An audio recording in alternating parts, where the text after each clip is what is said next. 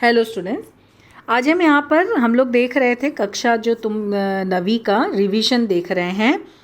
क्योंकि हमें जो है गवर्नमेंट की तरफ से जो टेस्ट आएंगे ना, 3 चाचनी होने वाली, तो रिवीजन 1 हमारा हो चुका है, ये रिवीजन 2 है। तो आज हम रिवीजन 2 करेंगे। रिवीजन 2 का हमारा टॉपिक है 2 चरांक वाले रेखीय समीकरण। तो 2 चरांक वाले जो रेखीय समीकरण है, ये तुम्हारा 9th का भी टॉपिक है और ये तुम्हारा 10th का भी पहला लेसन है। तो 2 चरांक वाले रेखीय समीकरण है क्या, पहले देखो।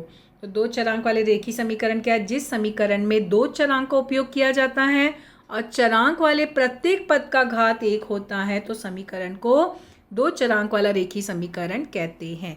मतलब 2 चरांक का उपयोग करते हैं और दोनों चरांक का जो घात होगा वो 1 होगा। ठीक है, तो रेखीय समीकरण होगा। इसका मानक रूप क्या है? ax plus B Y plus C बराबर 0। तो ये इसका सामान्य रूप रहेगा।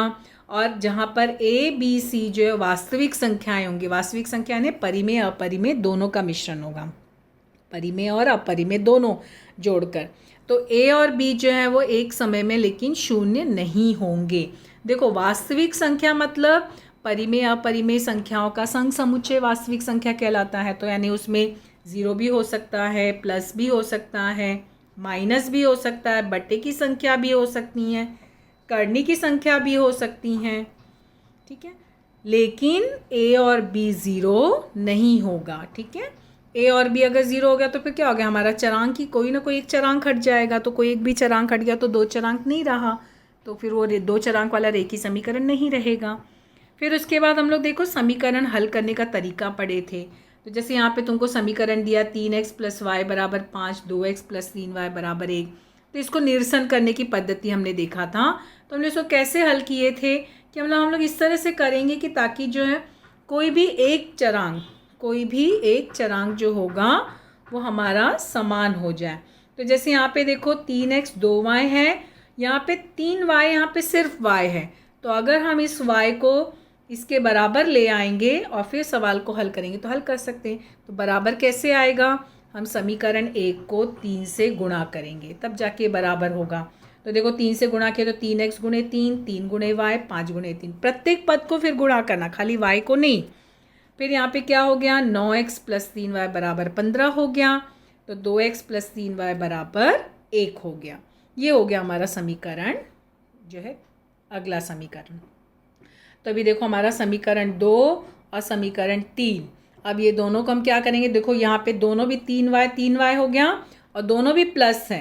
तो जब चिन्ह सेम होगा तो घटा देना और चिन्ह जो है विपरीत होगा तो जोड़ देना। तो यहाँ पे देखो दोनों भी चिन्ह सेम है, इसके लिए क्या किया गया? यहाँ पे घटाया गया है।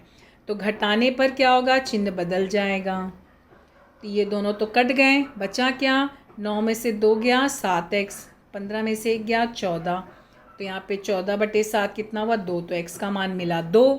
अब जो x का मान 2 मिला ना, किसी भी समीकरण में रखो, किसी भी समीकरण में रखो। 2x प्लस 3y बराबर 1 यहाँ पर समीकरण में रखा जा रहा है, तो x का मान 2 रखे तो 2 गुणे 2 4 हो गया, प्लस 3y बराबर 1। फिर पक्षांतर किए, ये 4 को यहाँ पक्षांतर किए तो -3 हो गया। तो y बराबर क्या हो गया? -3/3, यानी y बराबर -1। तो ये निरसन करने की पद्धति है। यहाँ पे देखो एक उदाहरण और दिया हुआ है, ये यहाँ पर इस तरह से दिया है। तो 3x माइनस 4y माइनस 15 बराबर 0। तो देखो ये यहाँ पर ax प्लस बी वाई बराबर सी के रूप में इसको पहले लाए, तो यानी 3x माइनस 4y 15 को पक्षांतर किए तो -15 प्लस 15 हो गया। और यहाँ पर ये जो चरांक है x यहाँ ले आए, y यहाँ ले आए, लेकिन x और y को यहीं पे चेंज किया, इसके लिए इसका जो है चिन्ह नहीं बदला है। यहाँ पर 15 को हमने पक्षांतर किया, इसके लिए 15 का चिन्ह बदल गया। तो ये 2 समीकरण हमको मिल गए। अब ये दोनों समीकरण को हल करेंगे। तो देखो यहाँ पे ये x है, यहाँ पे y है। तो कोई भी एक चरांक को या तो हम x को समान करें या तो हम y को समान करें। तो यहाँ पर देखो y को समान किया गया है, यहाँ पर y को, ये -y ये +y है। तो क्या करेंगे हम लोग? यहाँ पर कैसे किया है? समीकरण 2 को 4 से गुणा किए। क्यों यहाँ पे y को समान किया गया? फिर ये दोनों समीकरण जोड़ देंगे तो देखो दोनों कट गया और 3 और 4 जुड़ के 7x हो गया। 15 में से 8 घटा 7 हो गया। तो 7/7 क्या हो गया? 1। तो x का मान हमको क्या मिला? 1 मिला। अब ये x का मान 1 मिला, किसी भी समीकरण में रखो और मान हल करो तो यहाँ पे देखो समीकरण x + y = -2 में रखा गया है। कोई भी समीकरण मतलब जिसमें तुम आसानी से हल कर पाओ उसमें रखना।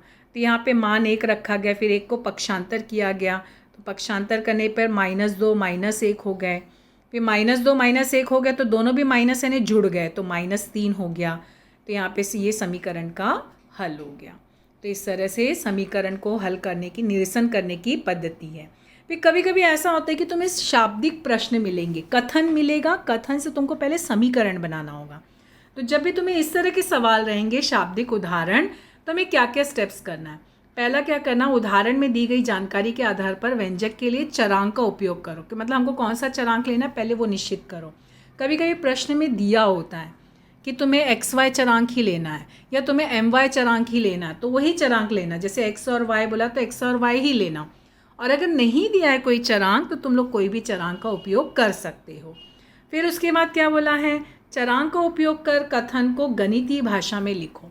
तो जो भी तुम्हें चरांक निश्चित किए हो तुम लोगों ने, AB के रूप में, MN के रूप में, XY के रूप में, अगर प्रश्न में दिया तो वही लेना, और फिर क्या करना, गणितीय भाषा में उसको लिखना है, जोड़ना है, घटाना है, गुणा करना है, कोई कथन पढ़ना और कथन के अनुसार समीकरण बनाना। फिर समीकरण बनने के बाद क्या करोगे, उचित पद्धति का उपयोग करके समीकरण को हल करना। जो हल होगा, हल प्राप्त करना, निरसन करने की पद्धति से हल ज्ञात करोगे, और जो प्राप्त उत्तर होगा समीकरण में रखकर जांच करना अगर उत्तर जो है, और उसके बाद दायां पक्ष बराबर बायां पक्ष मिल रहा है तो यानी कि उस समीकरण का हल सही है। एक उदाहरण देख लेते हैं।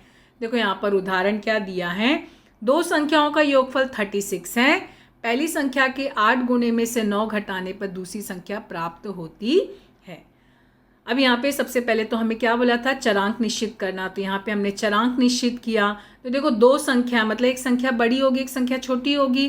तो यहाँ पे इन लोगों ने क्या किया, माना छोटी संख्या x है, बड़ी संख्या y मान लिया। तो यहाँ पर हमने दो संख्या को मतलब पहले चरांक निश्चित कर लिया। क्वेश्चन में देखना दिया क्या है, उस आधार पे चरांक निश्चित करना ना। फिर दोनों अभी हमारा पहला कथन क्या बोला, दोनों संख्याओं का योगफल, दोनों संख्याओं का योगफल 36 बोला, यानी कि योगफल यानी जोड़ना।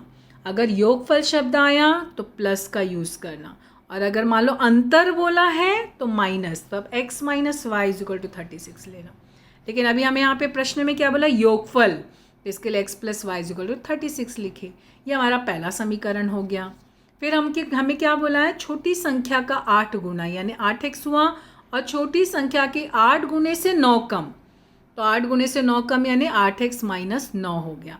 तो यानी समीकरण क्या बोला है कि बड़ी संख्या जो है वो छोटी संख्या के 8 गुना में से 9 कम है। तो यानी y = 8x - 9, ये हमारा समीकरण 2 हो गया। लेकिन अगर हमको समीकरण हल करना है तो ये हमारा मानक रूप में नहीं है, जिसको पहले हम मानक रूप में लाएंगे। हमको 8x को पक्षांतर करना है तो -8x हो जाएगा, प्लस y = -9। y यहीं पर है, इसके लिए प्लस में रहेगा, तब जाके हमारा समीकरण 2 बनेगा। और फिर इस तरह से हमको आगे अगर समीकरण को हल करना है तो समीकरण हल करेंगे, और निरसन करने की पद्धति से उसको हल करके उसका मान ज्ञात करेंगे। फिर मान लो तुम्हें यहाँ पे समीकरण दिया है इस तरह से। अब यहाँ पे तुम्हें क्या दिया है, 3 कुर्सी 2 मेज का मूल्य 4500 रुपये है, और उसी प्रकार 5 कुर्सी और 3 मेज का मूल्य 7000 हो, तो 2 कुर्सी और 2 मेजों का मूल्य ज्ञात करो। ठीक है, ये क्वेश्चन दिया है 9th का ही क्वेश्चन एक्चुअली। तो सबसे पहले हमें क्या करना है, चरांक x और y निश्चित करना है। प्रश्न में देखना तुम्हें x और y चरांक बोला है, अगर नहीं बोला है तो कोई भी ले सकते हो, और अगर कहा तो वही चरांक लेना है। फिर यहाँ पे हमें क्या किए, प्रत्येक कुर्सी का मूल्य जो है x लिए और मेज का मूल्य y लिए, क्योंकि मूल्य बोला ना कीमत, इसके लिए एक कुर्सी की कीमत को x रुपये माना, और मेज जो है टेबल की, एक टेबल का जो मूल्य उसको y माना। तो पहले वो निश्चित किए, फिर इसके बाद समीकरण बनाओगे। क्या बोला वहाँ पे, 3 कुर्सी और 2 मेज बोला है, 3 कुर्सी और 2 मेज का मूल्य, क्वेश्चन देखो, 3 कुर्सी 2 मेज का मूल्य 4500 है। तो यानी हम समीकरण कैसे बनाए, क्योंकि हमारे पास एक कुर्सी x है और एक मेज y है, तो हम कैसे समीकरण बनाएंगे, यहाँ पर ये देखो इस तरह से क्या हो जाएगा 3x प्लस 2y बराबर 4500। ये हमारा पहला समीकरण बना। फिर दूसरा समीकरण हमें क्या बोला था कि यहाँ पे 5 कुर्सी और 3 मेज है, उसका कीमत 7000 है, यानी 5x प्लस 3y बराबर 7000। समीकरण 2 हो गया। अब ये दोनों समीकरण को हल करना है, तो यहाँ पे हम क्या करेंगे, निरसन करने की पद्धति से उसको हल करेंगे। तो यहाँ पर हमको किसको किससे गुणा करना है उस तरह से गुणा करेंगे, हम समीकरण बनाएंगे। तो ये हमारा समीकरण 3 है, समीकरण 4 है। अब देखो यहाँ पर 6y और 6y सेम हो गया, तो क्या किए हमने, घटा दिए, क्योंकि दोनों का चिन्ह सेम है तो घटा देना, चिन्ह सेम रहेगा तो घटा देना और चिन्ह विपरीत रहेगा तो जोड़ देना, मतलब ये कट हो जाना चाहिए, इसलिए ये दोनों कट गए। फिर 10 में से 9 गया x और यहाँ पे 500, यानी x का मान कितना मिला 500, यानी एक कुर्सी कितने की आई 500। फिर x का मान क्या करोगे, किसी भी एक समीकरण में रखोगे तो y का मान मिलेगा, तो y का मान कितना मिला 1500, यानी एक मेज की कीमत 1500 है। तो इस तरह से हमारा समीकरण हल होता है। लेकिन हमको प्रश्न में क्या बोला है, हमारा जो क्वेश्चन दिया है, क्वेश्चन में बोला है ये तो हमको एक कुर्सी का मूल्य और हमें एक कुर्सी और एक मेज का जो है मूल्य मिला ना, मगर हमारा प्रश्न क्या है कि 2 कुर्सी और 2 मेज का मूल्य ज्ञात करना है। तो इसके लिए फिर ये आगे इसको स्टेप को हल किया गया। तो क्वेश्चन देखना तुम्हारा कहाँ तक कंप्लीट होता है, उस हिसाब से आंसर लिखना, neat and clean, step by step, कहीं पे भी कोई भी स्टेप में जो मिस्टेक नहीं करना है। तो इस तरह से हमारा रिवीजन 2 कंप्लीट होता है। Thank you.